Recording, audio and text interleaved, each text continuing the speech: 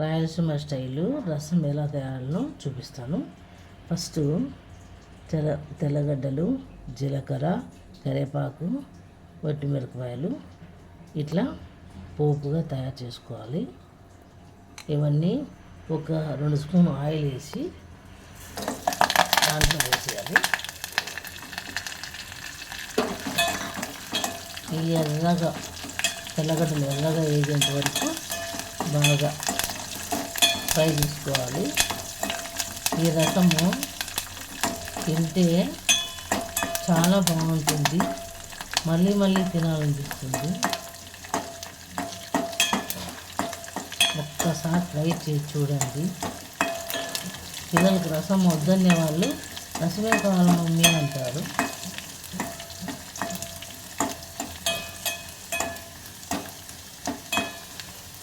అందులోకి టమోటాలు 2 టమోటాలు కట్ చేసుకొని ఇంత కొంచెం చింతపండు రెడీ చేసి పెట్టుకోవాలి. ఏగుతుంది కొంచెము 1 మినిట్.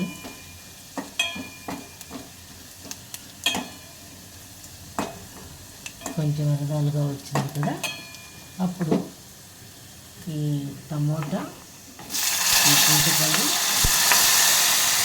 వేసేయాలి.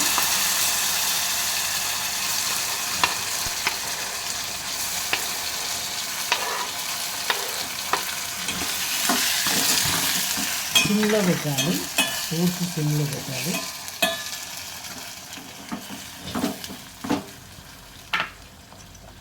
తర్వాత సాల్ట్ తగినంత,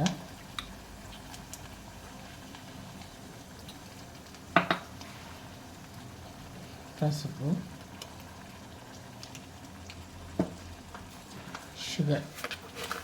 షుగర్ వేస్తే టేస్ట్ బాగుంటుంది. వద్దనుకుంటే వద్దు, అది మీ ఇష్టం. కానీ రసం ఇష్టం లేననే వాళ్ళు కూడా చాలా బాగా ఇష్టపడతారు. ఇది బాగా మగ్గాలి. 10 మినిట్స్లో మగ్గుతుంది. రసం బాగా టమోటా అంతా మగ్గింది కదండి. ఇప్పుడు ఎన్టీఆర్ రసం ప్యాకెట్ మసాలా 2 స్పూన్లు వేసి ఎన్టీఆర్ రసం పౌడర్ బాగా మెదపాలి. ఇప్పుడు బాగా మెదిగిన తర్వాత వాటర్ యాడ్ చేయాలి.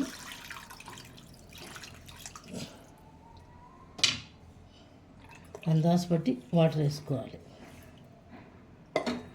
ఇప్పుడు చేత్తో బాగా అదంతా తెల్లగడ్డలు కానీ టమోటా కానీ బాగా ఇట్లా గట్టిగా ప్రెస్ చేయాలి. ఇవి తెల్లగడ్డలు బాగా మెత్తగా అయితే టేస్ట్ బాగుంటుంది.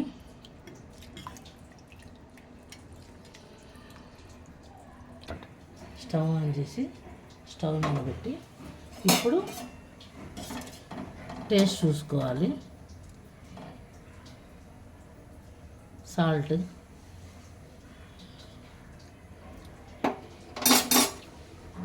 కొంచెం పడుతుంది.